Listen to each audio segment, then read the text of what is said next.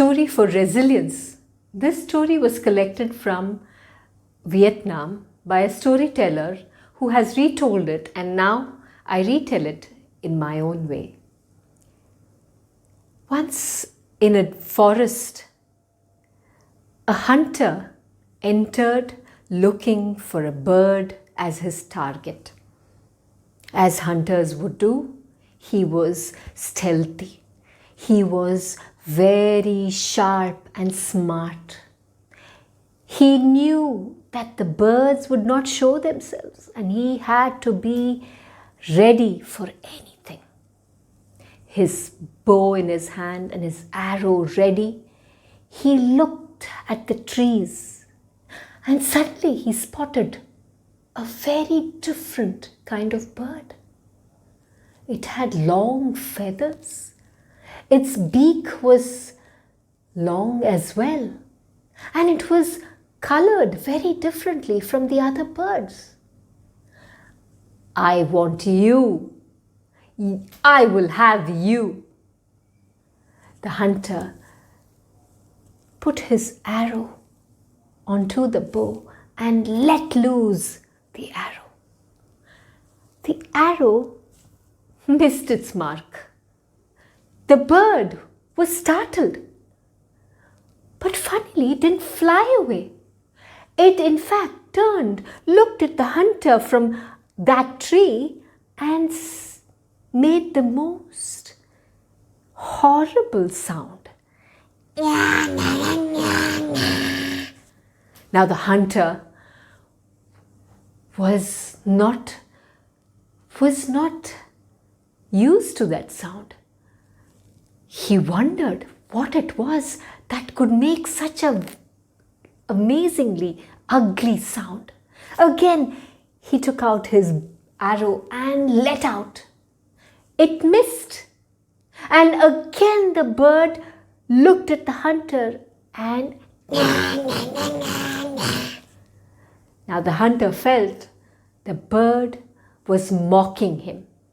How could he let it go? With all intention, he took his arrow and let it loose. It found its mark and the bird fell down. Ha! The hunter was satisfied. He picked the bird up, put it in his bag, and started walking out from the forest. But as he walked, from inside the bag he heard the sound again, a muffled sound. What? But I have killed it. What magic, black magic is this? The hunter rushed back to his hut, placed the bag down, removed the bird, picked up his knife, removed the feathers and chopped the bird. It was in pieces. He picked up a pot of water, placed it on the stove, placed the pieces inside the water, and as the pieces of the bird boiled, to his horror, he heard the sound again. Muffled and bubbly, for it came from inside the water, wasn't it? What is this?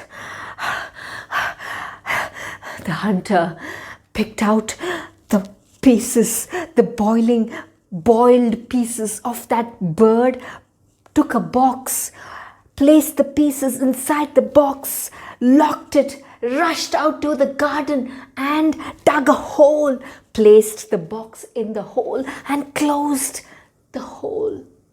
Just as he was getting up to walk away, he heard the sound again, muffled and deep. What does this mean? I am unable to quiet this voice. He removed the sand and the soil from where he had buried the box, took out the box, tied it tightly with a rope, rushed to the river which was flowing behind his house and threw the box into the river. Finally, I'm rid of that sound, that noise, that voice. But as the hunter left, the box sank to the bottom of that river. And by some rubbing of the stones at the bottom, the rope that was tied got loose, and the box once again rose up and started floating down river. It reached a village, another village, and there some people who saw the box pulled it out, opened it, and to their amazement, they saw 100 birds fly out and circle the village and then fly away towards the forest. What is this? What magic is this? What had happened? What has happened? The birds found home again. Now there was just not one bird which made that sound. There were hundreds of birds with the same long beak and long tail, making the same sound, waiting for the hunter to arrive. And when he did again, of course, he's a hunter, he would want to capture another bird. He entered the forest, and this time, in one voice, all the birds together, they let out the same sound, the same voice. The hunter couldn't believe his eyes, couldn't believe his ears, dropped his bow, his arrow, and ran from there, vowing never to trouble those birds again.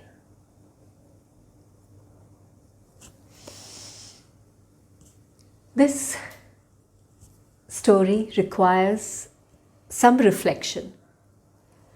So what or who does the hunter represent or symbolize in your life? Can you think of what are all the things that are symbolic, which the hunter represents for you in your life? And the second question is, the bird. What are the resources that the bird had and showed when it was captured by the hunter?